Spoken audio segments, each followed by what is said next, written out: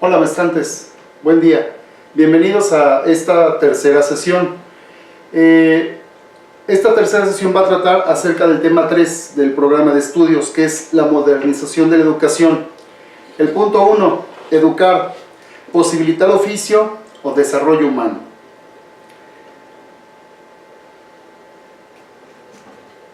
Comienzo el tema con el eje principal de esta sesión, la importancia de educar.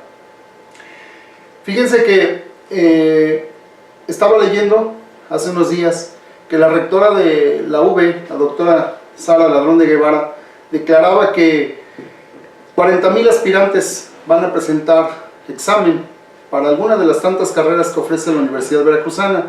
Lamentablemente solo hay espacio para 16,000 estudiantes, lo cual implica que se quedarán fuera pues 24,000 de los 40,000 estudiantes. Quiere decir que el 60% de este grupo de jóvenes no va a poder acceder a la Universidad Veracruzana.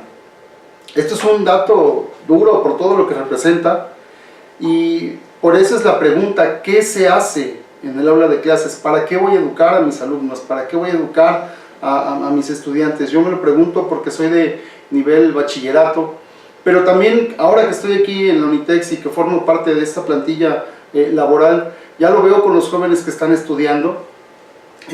¿Para qué quiero enseñarles? Entonces, sería la respuesta en dos vertientes: educar para la vida o educar para un oficio. Voy a empezar el tema hablando acerca de lo que es la educación obligatoria en nuestro país. Ustedes saben que nosotros iniciamos nuestra vida escolar a partir de los 4 años en el preescolar. Después viene una línea recta de 2 años y continúa con la primaria. Sigue siendo un camino recto, un camino largo de 6 años, y posteriormente el estudiante se enfrenta ahora a la educación secundaria en sus diferentes modalidades: telesecundaria, secundaria general, secundaria técnica, en fin. Y de igual forma son 3 años en los cuales el estudiante va de manera lineal. Llega a nivel preparatoria y también son 3 años divididos ahora en 6 semestres, y continúa así. Si todo sale bien y el alumno no reprueba, estaremos hablando de que un niño que empezó a los 4 años de edad, a los 18 estará egresando de la preparatoria. 18 años en los cuales ya oficialmente ya es un ciudadano, ya tiene una credencial de elector, ya puede votar. Si comete algún delito ya puede ir a parar a la cárcel, ¿no? Entonces el joven ahora se enfrenta a una pregunta muy importante: ¿ahora qué hago, no? ¿Ahora a dónde me voy?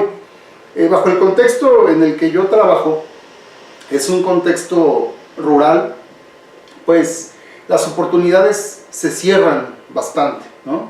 Los jóvenes, lamentablemente muchos de los que egresan, ya no continúan al siguiente nivel porque pues ya no tienen la oportunidad de poder venir aquí a Jalapa, que es la ciudad más cercana que les queda, o irse a otro lugar más lejano como, no sé, Veracruz, Puerto, Poza Rica, Coatzacoalcos, no sé, Tuxpan.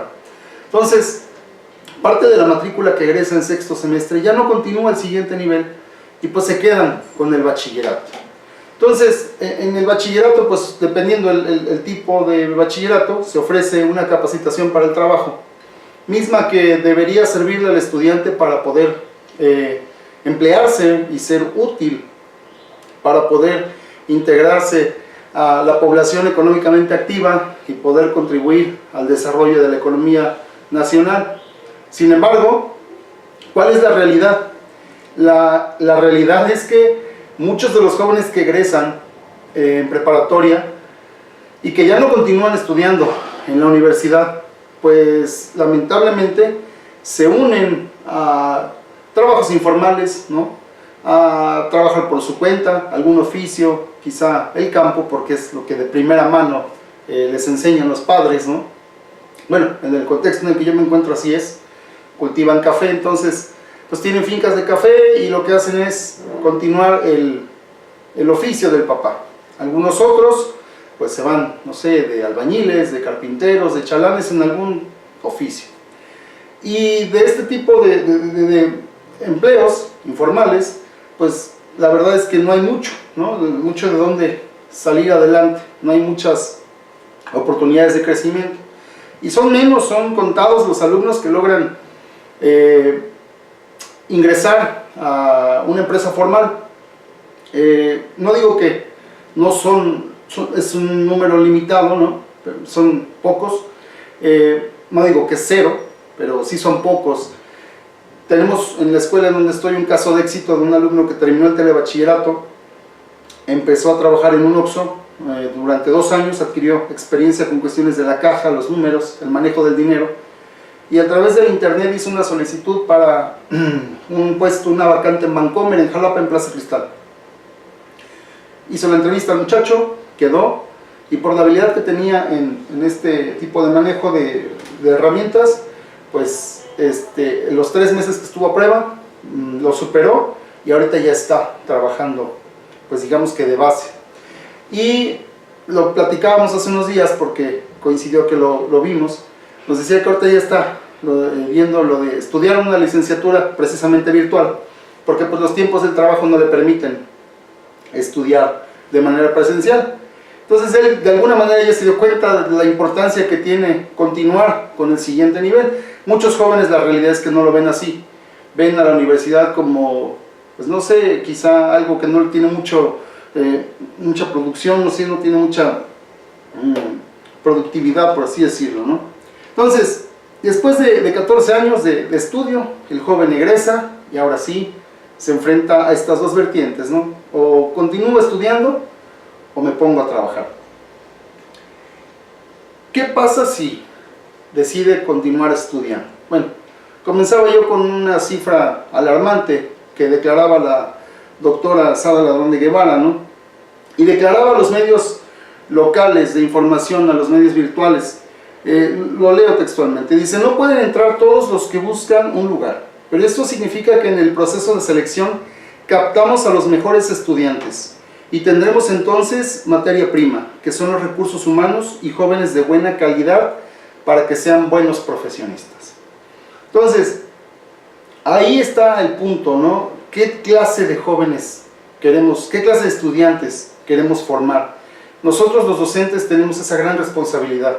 Somos escultores que tenemos figuras de arcilla que, si bien es cierto, a veces no es la mejor materia con la que tenemos que trabajar, pues lo tenemos que hacer. Con limitaciones, con situaciones negativas en contra, pero tenemos que hacer nuestro trabajo. De eso se trata la educación, de eso se trata la pedagogía. Se trata de lo que te llega, tratar de hacer lo mejor que se pueda bajo el contexto en el que estás trabajando. Evidentemente en comunidades, evidentemente en lugares alejados, en lugares indígenas quizá, pues la materia prima con la que trabajemos no sea tan de buena calidad como lo menciona aquí, y ciertamente los jóvenes de ciudad pues tienen un poco más de ventaja. No digo que más ventaja, pero sí un poco más, porque ciertamente ya también los jóvenes de ciudad están pues con muchas carencias, tengo que decirlo. Pero bueno, lamentablemente para el joven de ciudad, pues no tiene una parcela, no tiene un terreno propio en donde construir una casa, no tiene animales de granja. Y un joven de comunidad sí, el joven de comunidad de alguna forma puede ingeniárselas y salir adelante al día con lo que tiene, pero el joven de ciudad no. El joven de ciudad tiene que esforzarse más. Yo recuerdo que cuando estaba en esta época de estudiar la universidad, mi papá me dijo: si no quedas en la universidad, pues ni modo, te vas a tener que poner a trabajar, ¿no? Para mí fue un momento muy duro, muy de miedo, ¿no? Porque dije, bueno, ¿y qué pasa si no quedo, no? No sé hacer nada. Lo recuerdo muy bien. Yo me dije, bueno, ¿de qué voy a trabajar? ¿En qué me voy a desempeñar si no tengo ningún tipo de conocimiento? No sé nada de mecánica, no sé nada del campo, no sé nada de algún oficio. Entonces, pues o te pones a estudiar o quedas fuera. Entonces, el problema es ese, cuando quedas fuera, ¿no? La educación superior lamentablemente está limitada. La rectora declaró también que no todos los jóvenes están obligados a hacer una carrera universitaria. También necesitamos en México a muchos técnicos, gente con oficio. Y es bien cierto, y es algo que yo les menciono a mis estudiantes. No todos los alumnos que tengan sexto semestre tienen que estar obligados a sacar ficha, ¿no? Ya sea a la UB, a la normal, a algún tecnológico. Pueden ser exitosos desarrollándose en algún campo laboral, pero haciéndolo con conciencia, con responsabilidad, con sentido de cooperación, tolerancia, porque hoy en día es cierto que los jóvenes son muy competitivos, pero no en el sano juicio, sino que tratan de ponerle el codo y la pierna al de junto para que se caiga y yo pueda seguir avanzando.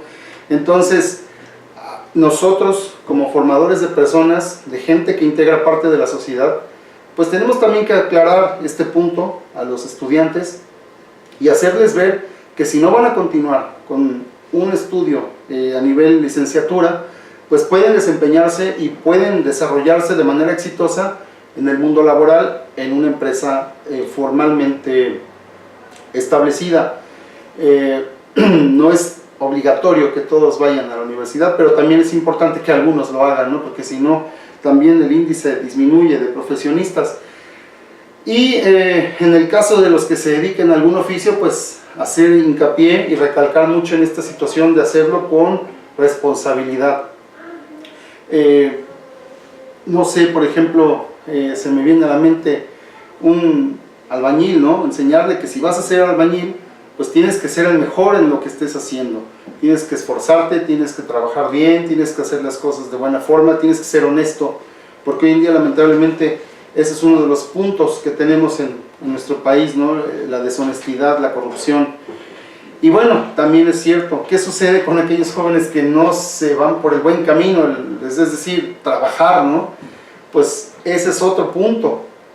Hoy en día ustedes saben que México, lamentablemente, atraviesa altos índices de inseguridad que son generados por las faltas de empleo y de oportunidades que existen para los jóvenes. Eso es una realidad.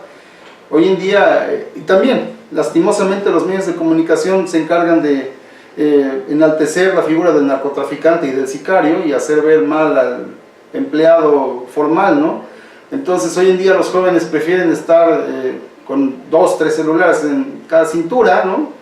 En cada bolsillo, andar manejando una camioneta y andar con joyas en las manos y en el cuello, sabiendo que en cualquier momento pues puede llegar a alguna situación lamentable, ¿no? Pero los jóvenes hoy en día no piensan en eso, no piensan mucho a futuro, no tienen una proyección real de lo que puede llegar a ser su vida. Ellos viven el momento, viven el aquí y el ahora y no les importa lo que pase el día de mañana.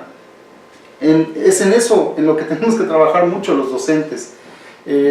Tengo alumnos que lamentablemente así han pensado y pues desertan de la escuela. No sé a qué se dediquen, pero pues sí, de alguna forma tratamos de convencerlos, de hacerles ver, de cambiar de opinión, que la educación es el mejor camino que pueden tomar, que la educación es la mejor de las herramientas y la mejor de las herencias que les pueden dejar sus papás. No conozco a alguien que se queje de haber estudiado, no conozco a alguien que se queje de ser licenciado en algo. Quizá el mundo laboral de ahora sea competitivo y nos cueste más trabajo encontrar un buen trabajo, pero el hecho ya de tener una licenciatura y una cédula profesional, por supuesto que ayuda y ayuda mucho.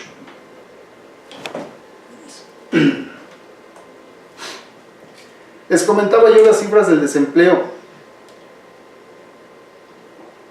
Desafortunadamente, la tasa de desocupación de la población económicamente activa es del 3.4%, es decir, más o menos 1.8 millones de personas están sin hacer algo, están desempleadas, están en las calles, están delinquiendo, están cometiendo ilícitos. Y lamentablemente, gran parte de esta población, de estos 1.8 millones de personas, son jóvenes que deberían estar en una escuela, en un salón de clases, recibiendo educación y no con una pistola en la cintura y secuestrando gente. Es una realidad triste, pero es algo que lamentablemente vivimos en México. Entonces, si bien es cierto que no podemos hacer que todos los alumnos se queden en las aulas, pues tratar de rescatar a la mayor cantidad posible de ellos. Hay alumnos que desertan por diferentes situaciones multifactoriales que viven en sus casas, ¿no? Hay contextos de familias disfuncionales, de mamás solteras, de papás alcohólicos, ¿no? De alumnos que no conocen a su papá, a su mamá porque fueron y lo dejaron con la abuelita. Yo sé que es difícil trabajar con eso, yo sé que es difícil establecer un lazo de comunicación con alguien que desconfía de todo porque la misma situación personal lo ha llevado a ser así. Pero bueno, la importancia del maestro es esa, establecer esos vínculos de comunicación, de confianza, para que el alumno se sienta atraído a estar en un salón de clases, para que el alumno se sienta motivado de estar ahí y que no esté pensando en otro tipo de situaciones, ¿no? También el INEGI nos menciona que la tasa de informalidad laboral en este último trimestre del año fue del 56.7%, es decir, 30.1 millones de personas aproximadamente están trabajando de manera informal. ¿Qué quiere decir? Que las personas que trabajan de manera formal en una empresa bien establecida son las menos, lamentablemente, ¿no? Entonces, pues también es importante recalcar eso, ¿no? Las políticas públicas tienen que enfocarse en la creación de nuevos empleos, nuevas oportunidades de crecimiento, porque ciertamente los jóvenes pues no tienen mucho campo laboral, piden experiencia, piden conocimientos, piden manejo de ciertos equipos. Y bueno, les decía yo que un joven de ciudad pues está ligeramente más avanzado que un joven de comunidad. Si ponemos en la balanza, quién sabe manejar, no sé, un equipo electrónico como el cañón y la computadora, un joven de ciudad le ponen los dispositivos y le dices conecta el cañón y la computadora y sin problemas vienen, lo conectan y listo, proyectan la imagen.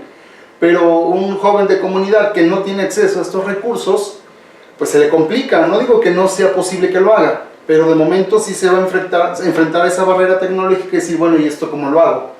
Quizá viendo los plugs, ¿no? Va a decir, ah, bueno, esta entrada se parece a aquella y son iguales, vamos a meter estos cables aquí, a conectar allá, pero le va a costar más trabajo. Entonces, pues sí es cierto que los contextos influyen. Ahora bien, ¿cómo educar? Es importante que el profesorado se haga esta pregunta, pero no en un sentido meramente retórico, sino en un sentido mucho más profundo. Me refiero a qué clase de ciudadanos quiero formar. No sé bajo qué contextos laborales estén, entiendo que ustedes también son maestros frente a grupo. Por ahí creo que ya algún maestrante, Javier, dijo que trabaja en una localidad serrana. Entonces yo conozco ese contexto porque yo también empecé en un lugar bastante alejado donde no había señal de celular, vamos, ni siquiera había energía eléctrica. Entonces imagínense qué condiciones, bajo qué condiciones se trabajaba. Recuerdo mi primer lugar de adscripción, eran 4 maestros y 183 alumnos, una cosa así. La directora de esa escuela, cuando me vio llegar, me abrazó y empezó a llorar porque me dijo, maestro, después de tantos y tantos años, por fin nos hicieron caso en la secretaría y usted está aquí. Entonces, me tocó vivir bajo esa experiencia. Jóvenes de comunidad estaban en un lugar de Veracruz en el cual convergían 2 comunidades, una que habla huasteco y otra que habla náhuatl. Entonces, pues era bien difícil porque la barrera de la comunicación era muy fuerte. Los muchachos entendían muy bien el español, pero a veces no lo hablaban. Algunos sí lo sabían hablar, pero luego no lo querían hacer. Y había otros que de plano no lo hablaban. Entonces sí fue un conflicto el poder establecer una confianza y una comunicación con ellos, porque pues la barrera del diálogo pues evidentemente ahí estaba. Entonces pues son factores que juegan en contra. Desconozco los otros maestrantes bajo qué enfoques estén trabajando, bajo qué circunstancias, pero se tienen que hacer esa pregunta, ¿qué clase de ciudadanos quiero formar? Pero también una pregunta muy importante, ¿qué clase de docentes quieren ser ustedes? Porque esa es una pregunta que a veces no nos hacemos. Fíjense que yo en telebachillerato he sido instructor de mis compañeros docentes por muchos años. Si no me recuerdo, llevo 7 años siendo instructor frente a mis compañeros maestros de zona. Me acuerdo la primera vez que di un curso, hace 7 años, estaba un poco más joven, y un maestro con 22, 23 años de servicio, ya entrado en canas, se paró y me dijo: ¿tú qué me vas a venir a enseñar a mí? Si yo llevo 22, 23 años de servicio y tú llevas apenas 5. Entonces, ¿tú qué me vas a enseñar a mí si no sabes cómo funciona esto? Yo le dije: maestro, con todo el respeto que usted se merece, ¿quién le dijo que esos 22 o 23 años que lleva de servicio lo ha hecho de buena forma? No sé si alguien ya se lo hizo saber, no sé si lo esté haciendo correctamente, pero por la forma en la que usted se comunica y se comporta, yo creo que no. Entonces hay que estar abiertos a estar actualizados, porque ese es otro, ¿no? Los maestros, muchos de mis compañeros siempre van a los cursos con mucha renuencia, no quieren ir. ¿Por qué vamos una semana a curso? ¿Por qué no mejor nos quedamos en casa una semana más de descanso? Y él lamentablemente es uno de los compañeros que así se comportan. Entonces, el hecho de que tengas 22, 23 años de servicio no quiere decir que los hayas hecho bien, ¿no? Quizá no hubo alguien que tuviera el valor de decirte: ¿sabes qué? Por cómo te estás conduciendo, por cómo estás trabajando, no es la forma correcta. Entonces también se tiene que hacer esa pregunta: ¿qué clase de profesores quieren ser? Recuerden que los alumnos son como escáneres, ¿no? Desde que entramos al aula, el chiquillo o chiquilla nos está escaneando de arriba abajo, nos observa, sabe si vamos de buenas, sabe si vamos de malas, sabe si algo nos preocupa, porque nos conocen. Entonces, por ahí leía que el primero que tiene que ir motivado al aula, por supuesto que debe ser el maestro. Si el maestro va con flojera, que si el cambio de horario, que si ya no dormí bien, que si estoy preocupado por una situación familiar, por supuesto que va a impactar al momento de que se desarrolle durante el aula. El alumno lo nota, el alumno es distraído, el alumno lo que quiere es el más mínimo de los detalles para poner atención en otra cosa. Si nosotros no jalamos la atención de los alumnos, perdemos el manejo del grupo. Entonces es importante hacernos esa pregunta: ¿qué clase de profesor quiero ser? Quiero ser un profesor comprometido, quiero ser un profesor que sea respetado, quiero ser un profesor que sea un líder de opinión, que lo que diga sea de peso, que lo que diga se tome en cuenta, o quiero ser un maestro del montón que prefiere llegar y preguntarles cómo les fue el día de ayer y perder el tiempo, o quiero realmente ser un agente de cambio, ¿no? Quiero ser ese factor que haga que mis alumnos hagan clic, ¿no?, acá arriba y digan: pues sí, tiene razón este señor que está acá enfrente de mí, y le voy a echar ganas y voy a estudiar y voy a seguir, porque lo que me está diciendo yo creo que sí tiene razón, ¿no? Entonces, esa es otra pregunta también muy importante que considero yo ustedes se tienen que hacer: ¿qué clase de profesores quieren ser? Entonces, si logran hacer clic a esta pregunta y logran responderla, entonces sabrán cómo educar. Cuando el maestro sabe lo que quiere, entonces las herramientas se le facilitan. También es cierto que yo debo saber de qué estoy hablando. Si doy una clase de inglés, por ejemplo, pues debo tener conocimiento de inglés. Yo por ahí escuchaba que el secretario de Educación decía, el secretario de Educación Pública a nivel federal, decía que los maestros que daban inglés no era necesario que lo dieran en inglés. Y dije: ¿cómo rayos entonces van a aprender? Si necesitan hablar un idioma y necesitan escucharlo, necesitan leerlo, necesitan entenderlo, ¿cómo lo va a hacer un maestro que no tiene el conocimiento y las herramientas para impartir una clase de inglés? Con todo respeto, yo no estoy de acuerdo en eso, ¿no? Yo no sé hablar inglés, pero las clases que he recibido pues han sido por personas que lo saben hablar, que lo dominan. Entonces es diferente a que llegue alguien que nada más está hablando en español. Las clases que he recibido en inglés, siempre la persona o el maestro o maestra que llega al frente lo hace hablando en inglés todo el tiempo, todo el tiempo. Entonces tú dices: ¿y ahora qué dijo, no? Pero en ese "y ahora qué dijo" y le pongo atención, empiezas a hacer conexiones y dices: me dijo esto, quiso decir lo otro, creo que me está diciendo aquello. Entonces, evidentemente el maestro tiene que dominar la materia o la asignatura que vaya a impartir. También les decía yo que ¿para qué quieren educar? Para crear gente, ciudadanos responsables, o simplemente para formar una línea de producción y hacer especialistas en algo, ¿no?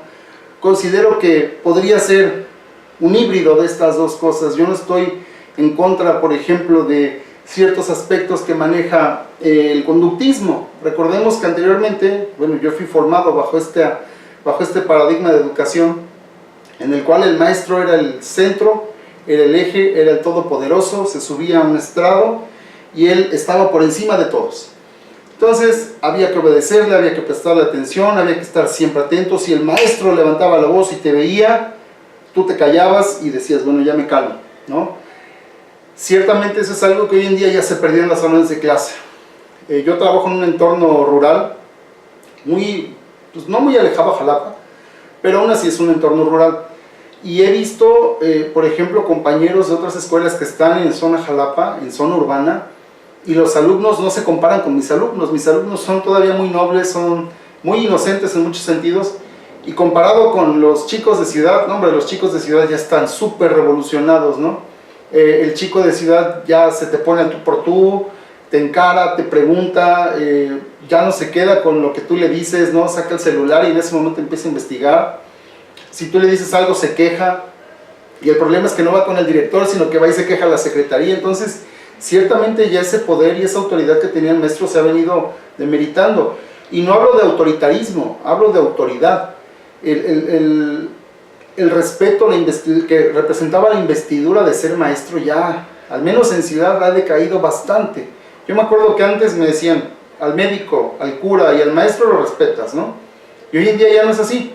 Entonces, pues sí, sin duda, volviendo al tema, ¿no?, de la modernización de la educación, pues sí debemos estar conscientes de que esta época en la cual estamos trabajando, pues no es como que la mejor de las épocas, en la cual la figura del maestro sea de las mejores, pero ni modo, tenemos que hacerlo, tenemos que enfrentarnos al reto de estar frente a un grupo, tenemos que estar conscientes que estamos trabajando con personas, con seres humanos que sienten, que piensan, que tienen temores, que tienen alegrías, que tienen metas, que tienen temores, ¿no? Entonces, yo los invito a que reflexionen un poco y respondan a sus adentros qué clase de profesores quiero ser y cómo quiero educar. Y bueno, ya para concluir la sesión de mañana, hablaremos, la sesión 4, perdón, de Paulo Freire, y retomo un pedacito. Dice, a los desarrapados del mundo, y a quienes descubriéndose en ellos, con ellos sufren y con ellos luchan. Es un fragmento de su libro Pedagogía del Oprimido. Entonces, les agradezco su atención, espero que no tengan dudas y cualquier situación estoy en la plataforma. Gracias y buenas tardes.